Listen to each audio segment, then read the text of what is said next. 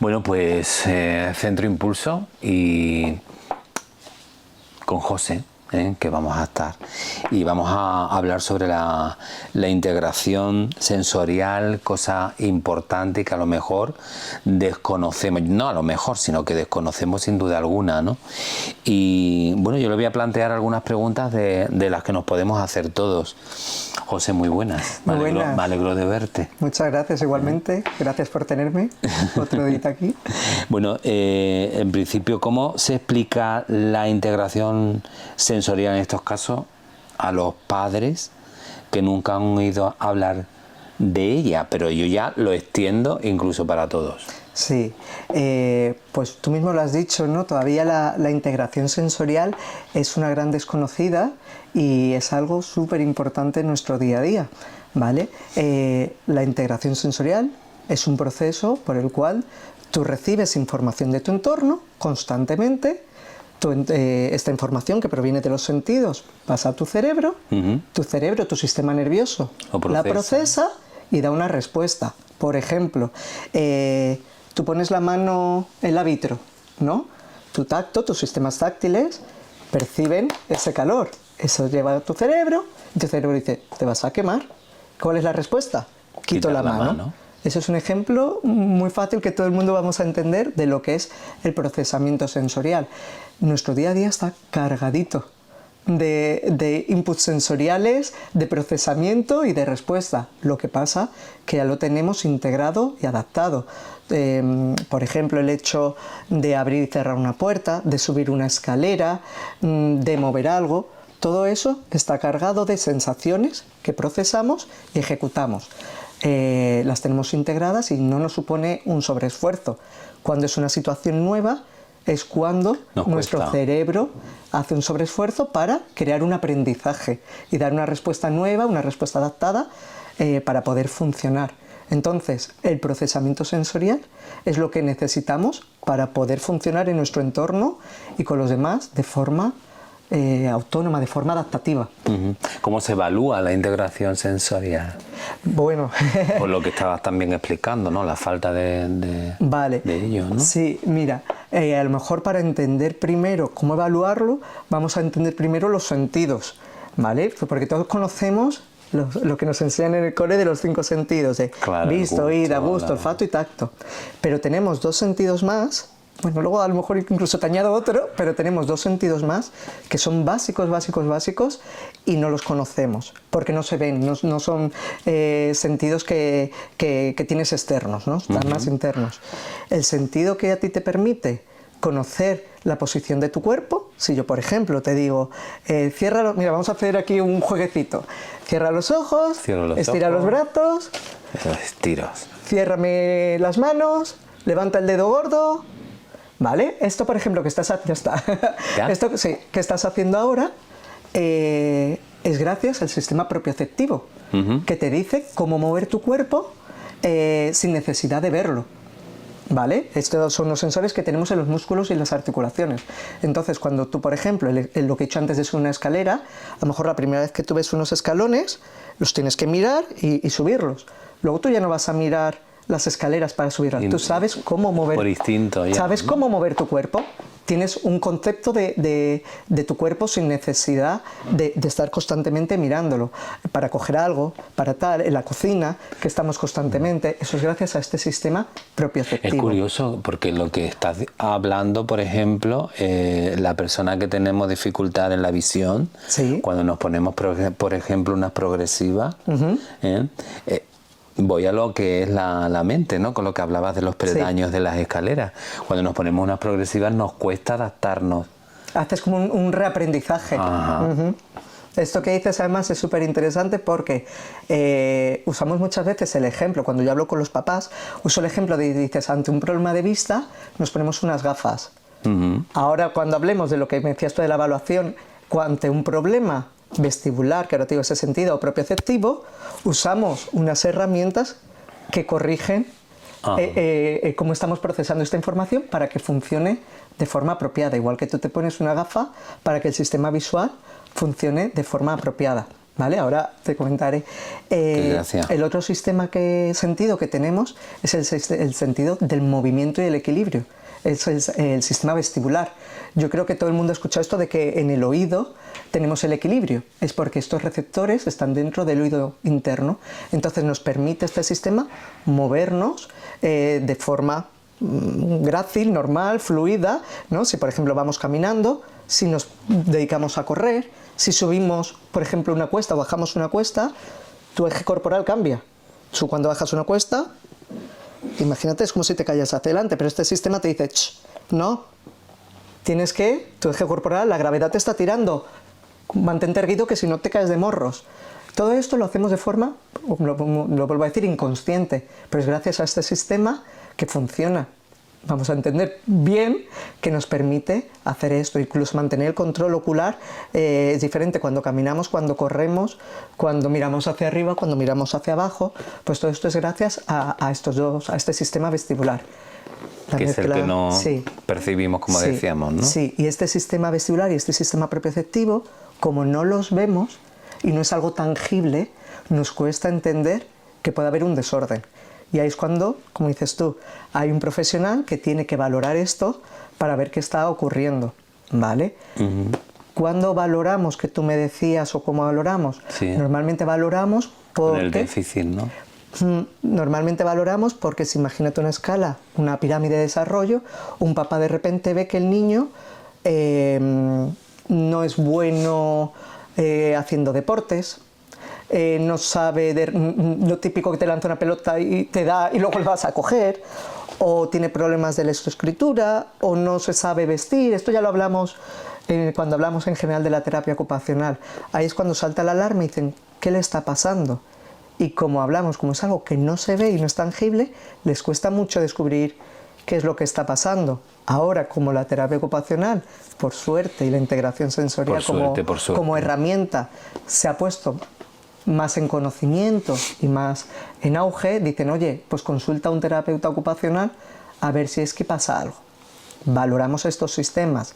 ¿Cómo? Pues hay determinadas baterías y pruebas estandarizadas que te sirven para ver si un niño tiene un déficit vestibular, tiene un déficit propio, bueno, déficit no es la palabra, no tiene una alteración a la forma de recibir esta información. Como en todo, qué importante es el pronóstico precoz, ¿no? Súper importante, súper importante. Esto de, ya lo estuvimos también yo creo comentando, pero esto de que con el tiempo el niño desarrollará, no, hay que buscar la respuesta en el momento adecuado. Lo que yo justo te estaba comentando de la pirámide del desarrollo, cuando vienen porque un niño ya con 7 años, 8 años, sigue sin saber atarse un cordón, o sigue haciendo letras invertidas, o no es capaz de leer, pues estamos ya con 7, 8 años, a lo mejor esto hubiera sido interesante que lo hubiéramos tratado 3 años antes. No pasa nada porque no es tarde, nunca es tarde, siempre viene bien el trabajarlo, pero si es verdad que a lo mejor si empiezas a rascar, de repente dices, ¿y tu hijo sabía hacer esto? ¿Y sabía hacer esto? ¿Y con 3 años hacía esto? Y te dicen, uy, pues no, pues no, pues no. Y ya te dicen los papás, ¿y a mí por qué nadie me había dicho esto? Pues porque falla el saber cuándo derivar y mandar. Desde mi punto de vista, falla también. Ante la duda, yo creo, ¿no? Por decirles a los educadores o a los padres, ante la duda. Sí, sí, ¿verdad? Yo creo que es muy importante. En el momento que notes algo. Sí, también porque algo que puede ser más cortito se alarga en el tiempo. Claro. Y puedes buscar una respuesta rápida. Es lo que hablábamos de las gafas. Cuando llega un momento rápido que tú ves que algo no cuadra. Uy, ¿por qué se frota tanto los ojos? ¿Por qué se acerca tanto al papel? Rápido buscamos. Hay señales, sí, queremos decir. Efectivamente, hay muchas señales que nos pueden indicar que un niño necesita una valoración de terapia ocupacional. Lo que estábamos hablando, desde el mismo hecho, mira, de que un niño, te hablo desde pequeñitos, ¿no? Pues que mantenga el control de la espaldita un bebé tarde, un bebé que no gatea, que empieza a andar un poquito tarde, que no agarra bien los objetos. Ahí ya son señales de alarma para empezar a ver si necesitamos. Eso te iba a preguntar, prácticamente desde qué edad se puede notar. Bueno, depende también Pues está cuando hablando hay de- o no un diagnóstico detrás. Si ya sabemos desde el principio que un niño nace con un determinado diagnóstico genético o que tenemos un daño cerebral o tal, ya sabemos que su desarrollo sensoriomotor, ¿no? que es el primer desarrollo, el desarrollo básico, no va a ir acorde a lo esperado. Entonces probablemente haya que hacer un trabajo a nivel sensorial para empujar ese desarrollo sensoriomotor. Entonces desde primera hora podemos ya saber que le pueda venir, le pueda venir bien. ¿Cómo se aplica el modelo de integración social? De integración sensorial, vale. Perdón, Nada. sí. Bueno, lo primero es buscar al profesional adecuado. Con esto que digo, poner un columpio, poner una tela y poner dos cacharritos no significa que una persona esté capacitada para usar la integración sensorial como modelo de trabajo.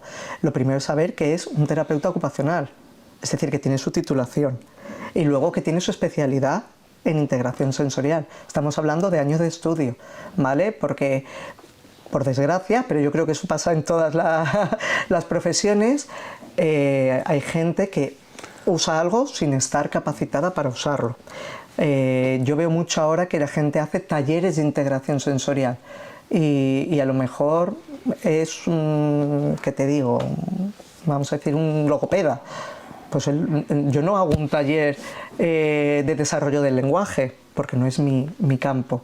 Entonces lo primero es buscar a un terapeuta ocupacional especialista en que te haga, como hemos hablado, un perfil sensorial, una evaluación, un análisis de qué es lo que está ocurriendo a tu hijo.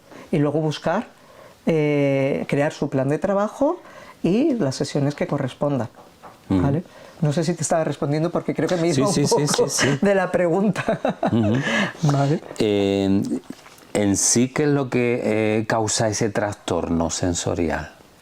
Pues mira, el procesamiento sensorial, como es algo que tenemos todos, tú tienes tu procesamiento, yo tengo mi procesamiento, la causa puede haber un montón, desde lo que hablábamos, un trastorno genético, X diagnóstico, a una deprivación sensorial, por ejemplo, niños adoptados, son casos interesantes de a lo mejor un niño que has traído de un país en el que ha estado durante toda su primera infancia, pues metido en donde sea, sin moverse, sin jugar. Son niños que obviamente, si estamos hablando de que el primer desarrollo de la vida es sensorial y sensoriomotor, si yo no le he dado a mi cuerpo todas esas estímulos y esas sensaciones, no puedo haber creado unas habilidades propias y bien desarrolladas. Entonces ese caso también es bueno. Luego también hay casos simplemente que ocurre sin que haya un porqué claro. Es decir, eso me lo preguntan muchos papás, me dicen, ¿qué he hecho, qué no he hecho? ¿O qué he hecho mal? Y siempre digo, es lo primero que te tienes que quitar de la cabeza. No has hecho nada mal, ni has hecho nada erróneo. Simplemente, son registros nuestros. Claro, son nuestros propios registros. Tú no has hecho nada mal porque no veas bien. Claro. Pues no has hecho nada mal porque el niño no perciba las sensaciones de la misma forma que la percibes tú. Claro. Entonces creo que eso, me gusta esta pregunta porque es súper importante que se quite eso de que he hecho mal. Porque los papás vienen con mucho sentimiento de culpa, ¿eh? Esto porque yo no lo tenía que haber puesto en el suelo más, lo tenía que haber dado más abrazos, y no, simplemente eso, tú percibes de una forma y yo de otra. Por eso lo que decíamos, ¿no? Los registros son cada uno particulares, ¿no? Claro, es así. Hay casos que a lo mejor tú estás percibiendo, o los registros, ¿no? Es la palabra que tú has usado, es muy buena. Ante un mismo estímulo, puedo, ¿no? Sí. A lo mejor yo te hago así y tú esto lo registras, tu cerebro lo está registrando como una caricia, o tu cerebro lo está registrando como me estás haciendo muchísimo daño, o a lo mejor ni notas que te estoy tocando, ¿vale? Eso es porque hay un fallo, como tú mismo lo estás diciendo, en el registro o en la forma de modular la información que estoy recibiendo. Una altura. hay niños que ante un movimiento brusco parece que están en la atracción más fuerte de él por aventura, y simplemente como yo estoy modulando esa información sensorial. Aquí descartamos el tema de que sea hereditario, porque también muchos padres creen que... Pues, ¿verdad? A ver... al ser genético... A ver, si tiene ahí un componente, muchas veces cuando vienen los padres me dicen, pues es que yo era así, a mí me pasaba esto, a mí... componente genético... Está. Sí. O sea que podemos realmente decir que puede ser hereditario. Sí, puede haber un componente genético importante, sí. ¿Y cómo saber si un niño es hipersensible? Vale, pues eso es lo que yo te estaba justo comentando de cómo percibimos y cómo modulamos la información. Podemos hablar de niños hipersensibles o de niños hiposensibles. Hiposensibles. A mí me gusta usar mucho el ejemplo de la radio, del volumen de la radio, ¿vale? Cuando el volumen, imagínate un niño hipersensible, es como si percibiera todo muy fuerte. Hipo, lo contrario. Ejemplo, ruidos, hipersensible a los sonidos, pues el niño que ante pasa una moto y va a saltar y se va a tapar los oídos, otro no le molesta. A otro ni se da cuenta, o por ejemplo el barullo de la clase le supone un estrés tremendo. ¿Qué pasa? Que a veces el niño hipersensible puede o retraerse y tapar o afrontarlo de forma o sea, echarse al ruedo, ¿no? ¿Qué pasa? Que esto nos estresa mucho y lo que vas a ver es un niño wow, bruto, muy nervioso. Es como lo que hablábamos antes fuera de cámara tú y yo del estrés. Va a ser un niño muy estresado. Entonces a lo mejor va a ser un niño incluso que hable más fuerte, que use mucho su fuerza, tal, pero es porque está intentando inhibir el resto de estímulo. Es como que mi cerebro se está colapsando, no puedo más y estoy respondiendo como puedo. Esto es un sálvese quien pueda, ¿vale? Así hablamos de la hiperactividad. Uy, me pones aquí en compromiso con la pregunta, la hiperactividad. Niños muy movidos, puede que haya algo sensorial detrás que hay que analizar. Que sí, es decir, ¿verdad? tú no puedes decir, claro, es hiperactivo porque es hipersensible. No, puede haber muchas causas. Pero sí que muchos niños muy movidos va muy asociado con los sistemas sensoriales y tenemos casos de niños muy movidos porque, por ejemplo, el cerebro, esto que te decía de el cerebro ya deja de hacer caso a los estímulos porque los tenemos integrados, pues de repente yo no dejo de hacer caso, escucho un ruido ahí, el del lado tal, la seño enfrente y estoy... Y lo que hago es moverme por todos lados. Y dice, es que no está atento a nada. No es que no está atento a nada, está atento a todo. Y está intentando... Pero imagínate qué cansancio para ese niño. Tremendo, ¿no? Pues Sí, además desarrollará otras enfermedades. Bueno, lo que desarrolla es que no puede, más que decir desarrollo, es que no desarrolla bien sus habilidades futuras, ¿no? Sus habilidades complejas, esa atención, esa concentración, ese poder mantenerse, interactuar. Es que no va a poder ni interactuar con otros niños de forma óptima. Jugar simplemente. José, ¿cómo puede vivir una persona sin estimulación sensorial? Un complicado, ¿no? Yo no creo que haya nadie... A ver, que pueda vivirlo, eso sería... Yo creo que estaríamos hablando de una persona que no pudiera percibir por ningún sentido. No creo yo que eso... ¿Exista o sí? Yo creo que no creo, ¿no? Porque, yo qué sé, tú puedes estar deprivado sensorialmente, que no veas, pero ¿cuántas veces se ha hablado de que una persona que tiene limitación en un sentido desarrolla más otros? Entonces, esto de una persona que viva sin estimulaciones, es que... A lo mejor ya tendríamos que estar hablando de... Claro, de ahí que a lo mejor una persona invidente vegetal, ¿no? desarrolla a lo mejor más el oído, ¿no? Esto es claro, esto es la supervivencia. Cuando tú tienes limitado un sentido, potencias más otro. Si nosotros no estuviéramos siempre, como has dicho tú, una persona que no vea, está usando más otros sentidos para contrarrestar el no ver. Aparte luego de todas sus ayudas que existen que estuvimos hablando, me acuerdo, entre el programa de la tecnología como ayuda ayudado para limitar y solventar esos problemas. Desde Impulso, ¿cómo lo tratáis la integración sensorial? Vale, pues desde Impulso lo primero que hablábamos es, el niño llega, se hace un análisis exhaustivo de dónde se encuentra el desorden, si es un desorden sensorial o no, que eso es el primer paso. Luego empezamos, se hace su plan de trabajo, que es dentro de, como te decía, la terapia ocupacional. Usamos muchas herramientas de trabajo y muchos modelos. La integración sensorial es uno de ellos, que eso me parece muy importante decirlo porque no es voy a integración sensorial, voy a terapia ocupacional. Y el terapeuta ocupacional usa esta herramienta de trabajo, que es la integración sensorial.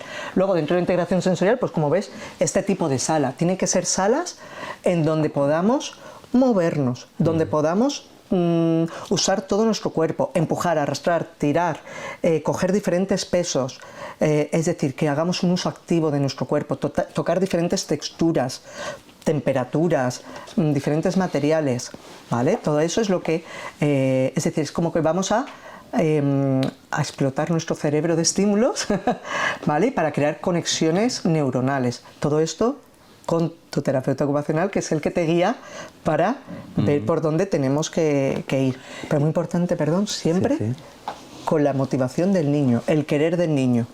Aquí no viene y tú le dices, hace esto, hace esto, hace esto, sino que el niño elige y tú, como tienes muy clarito lo que quieres hacer con él, te adaptas. ¿La evolución es notable en tiempo? O sea, ¿se tarda mucho en ver la evolución? Pues mira, algo importante también es saber qué hay detrás. Pues si viene un niño sin un diagnóstico, vamos a decir, que rápido han visto, oye, este niño me parece que perceptivamente o visualmente o tal hay algo, viene tal, eso puede ir muy rápido. Si viene un niño que tenemos un diagnóstico, vamos a hablar de un trastorno del espectro autista agudo, así. Sí, el trabajo a lo mejor va a ir un poco más lento. También es muy importante saber cuáles son los objetivos. A mí nos gusta mucho sentarnos con los padres y decir, pues vienen, claro, con la duda, y le digo, pero ¿para qué vienes? ¿Qué es lo que te gustaría lograr? ¿Qué es lo que vamos a buscar? Objetivos tangibles, ¿no? Bueno, porque sobre todo conocer, me pongo en el papel de los padres, ¿no? Conocer cuál es la situación que tiene el niño, claro, también, ¿no? Claro, porque incluso ni lo saben y a lo mejor creen que en una semana, 2 semanas, 3 semanas sí te digo que hay respuestas muy rápidas, porque por ejemplo, a lo mejor que estos son los papás ya que tienen el ojo preparado, como digo yo, y me dicen a lo mejor a las 2 semanas, ¿sabes que hoy has subido un escalón que nunca había subido? Que nunca se había atrevido, hoy hemos ido andando y al bajar la cuesta no me ha dado la mano. Son respuestas. Son respuestas, bueno, son súper respuestas. Y esas muchas veces van muy rápidas, muy rápidas. O de repente ha probado un alimento que antes no probaba, porque estamos hablando de hiperreactividades en boca, o pues ha cogido y ha hecho un trazo, si hablamos de cosas ya de grafía, que a veces los resultados se ven muy rápidos. O en los parques de juego, que de repente dice, se ha subido a un tobogán, jamás había subido a un tobogán. Y eso sí se puede ver rápido. ¿Cómo ves evolucionar la integración social en un futuro? ¿Cómo lo ves? Bueno, es que yo pienso en la integración sensorial. Cuando yo llegué aquí al campo de Gibraltar, que hace ya 11 años yo creo que vine, y no había absolutamente, prácticamente nada. No había ningún centro, o a lo mejor había un centro que trabajara esto. Y como me acuerdo cuando me derivaban a algún niño, decían, yo no sé qué hace ese chico. No sé tampoco sé ni lo que hace ni lo que es, pero ve allí. Que me ha dicho otra madre. Integración sensorial e integración social, vamos. Bueno, nos ha llegado a decir, del profesional. Yo decía, bueno, se van a creer que cojo aquí un palo y hago así. Y está todo el día claro, entonces jugando con los ya niños, he visto esa evolución tan grande, porque hemos pasado de eso a que haya múltiples centros, a que los pediatras digan, acude a un terapeuta ocupacional, a que los maestros busquen centros especializados en a que te llamen y te pidan que vayas al colegio a dar una charla. Es que debería de Entonces, haber, ¿eh? sí, ya he visto tanta evolución en los últimos años, Qué bien. que todavía queda mucho. Mucho. Algo que creo que es muy importante es que hubiera una sala de integración sensorial en cada colegio. El terapeuta ocupacional tendría que estar dentro de los colegios y ser un recurso más de los colegios. Igual que hay maestros de audición y lenguaje, igual que hay, ¿no? O personales externos que traen psicólogos o traen...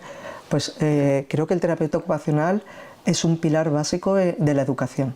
Y esa parte se está ahora empujando mucho. Entonces yo creo que si me preguntas qué veo en un futuro, creo que la terapia ocupacional dentro de las escuelas va a ser. Y aparte porque estábamos hablando de los niños, pero es que el adulto está ahí. Los adultos, qué interesante que lo hemos comentado también antes, ¿verdad? Cuando has llegado. El Sí. niño está ahí, pero los adultos estamos también. Está claro que en los niños estamos hablando de crear conexiones neuronales, en los adultos, en la vejez, se rompen.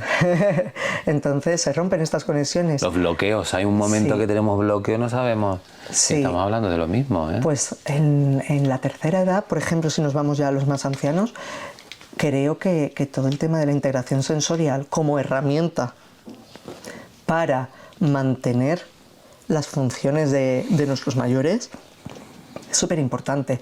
También si piensas en sí la terapia ocupacional, por si hablamos de autonomía, independencia, y es lo que van perdiendo y queremos conseguir que mantengan el máximo posible la funcionalidad, pues súper importante. Y en los adultos en sí, el tú tener tus estrategias sensoriales para regular tu día a día es muy importante. Qué importante es tener esto Sí. al día. Sí. No hemos hablado, esto Y a lo mejor podemos, relajarlo. si quieres Otro día dedicar otro día vamos a- entero para hablar de la alerta, el estrés y cómo eso influye en nuestro Sí, funcionamiento. sí, en el día a día. Y Que eso estamos es, sí. Sí, sí. siempre ahí contaminándonos del sonido, Sí. Pues de todo. eso lo hablamos si quieres otro día, que es el equilibrio sensorial. Ahí te lo dejo ya. Muy bien, pues un placer como siempre. Bueno, muchísimas gracias a Volvemos vosotros. en la próxima temporada. Fenómeno, muchas gracias. Estupendo.